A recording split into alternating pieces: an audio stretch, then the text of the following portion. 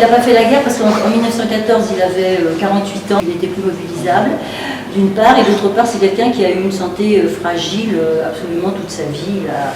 Quand on lit ses journaux, ses mémoires, il ne parle que de maladie. Dans sa correspondance, il évoque sa maladie. Il avait une maladie de type pulmonaire qu'il a contractée étant tout petit, et puis cette santé fragile a fait qu'il n'aurait pas été mobilisable et qu'il n'aurait pas pu aller à la guerre. Mais est-ce qu'en son temps, sans ces questions-là, il aurait été objecteur de conscience? On peut l'imaginer, c'est-à-dire que ça aurait paru anachronique, justement, qu'il ne suive pas ses idées. Pendant la guerre, il était en Suisse, c'est-à-dire qu'il a été très fréquemment en Suisse pour des raisons de santé. Tout petit, ses parents l'ont emmené quasiment chaque année en Suisse. Et au moment de la guerre, en 1914, il était parti en villégiature en Suisse quand la guerre a été déclarée. Et il n'a pas regagné la France, évidemment, tout de suite, parce que pour appliquer ses idées, il est entré tout de suite à Genève dans l'agence des prisonniers de guerre. C'est-à-dire que dès le début des combats, il a voulu essayer de mettre en application sa philosophie de pacifiste et de faire que de s'occuper aussi bien des prisonniers allemands que des prisonniers français et d'essayer de les retrouver dans leur famille. Dès le début de la guerre, il a donc publié Au-dessus de la mêlée, c'était en octobre 14, donc juste quelques mois après la déclaration de la guerre. Et quand il a publié son appel dont votre professeur vous a parlé, qui s'appelle Au-dessus de la mêlée, il l'a publié dans le journal de Genève. Au début, les journalistes et les rédacteurs du journal de Genève ont assez bien accepté ces pamphlets, enfin tous les appels qu'il faisait, qui étaient des appels extrêmement importants parce que ces appels, évidemment, s'adressaient aux Français, mais s'adressaient aussi à tous les autres intellectuels, à tous les autres écrivains, et les encourageaient à se grouper, à essayer de faire une internationale de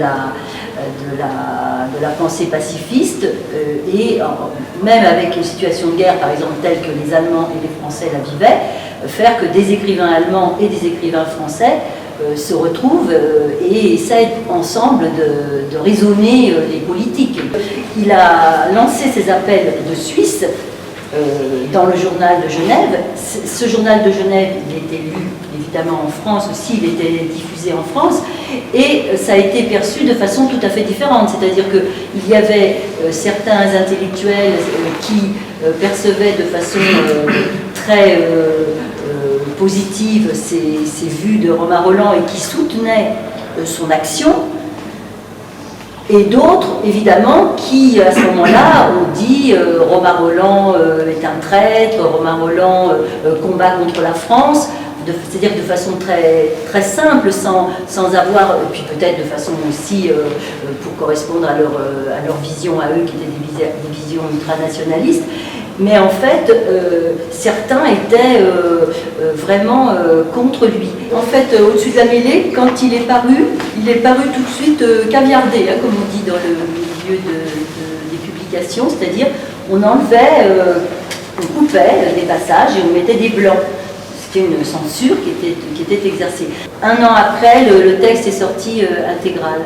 Mais ça n'a pas empêché les gens de se déchaîner, de continuer à se déchaîner contre Romain Rolland, parce qu'il servait quelque part aussi de bouc émissaire, dans la mesure où on disait bon, c'est quelqu'un qui est à l'extérieur. Et c'est vrai que c'était très difficile, dans une période aussi atroce que la guerre de 14, qui a été une boucherie phénoménale, de se dire il y a des gens qui ont envie qu'on soit amis avec les Allemands. C'est quelque chose qui paraissait terrible à l'époque. Il y a aussi Au peuple assassiné, il y a la lettre à Gerhard Hauptmann que vous avez certainement lue, et là qui s'adresse plus particulièrement aux Allemands, et il y a cette phrase célèbre où il dit aux Allemands êtes-vous les fils de Goethe ou les fils d'Attila?